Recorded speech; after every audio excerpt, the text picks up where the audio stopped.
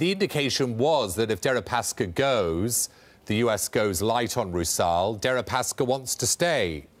Explain. Exactly right. The whole aluminium market has been in relief since Monday, when the US Treasury said if Derapaska relinquishes control, we'll lift sanctions on Rusal.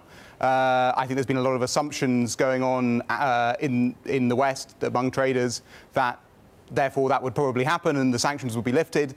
We're reporting today, my colleagues in Moscow and the Bloomberg team reporting that Derapaska, who's known as one of Russia's great corporate fighters, has no intention of going. How does he believe that he can fight this? Does he think the EU will put pressure on the US and it'll be resolved in a nice, handily way for him? Well, that certainly seems to be one of the arguments that he believes could work in his favour. So we've seen 2 weeks after they announced the sanctions, the US Treasury somewhat softened its stance. It gave an extension. It made clearer that people who had pre-existing contracts with Rusal could carry on executing them.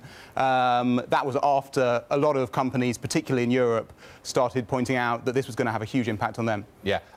Rusal, I mean, the aluminium market, Jack, has been crazy. You know, up, down, up again today. I mean, what are analysts saying? I know you've got this wind-down period. I mean, if this isn't resolved by the end of the wind-down period, what happens? If this isn't resolved by the end of the wind-down period, it means a lot of problems for the global aluminium market, absolutely. I mean, I think, to be honest with you, analysts are still trying to get their heads around the whole thing.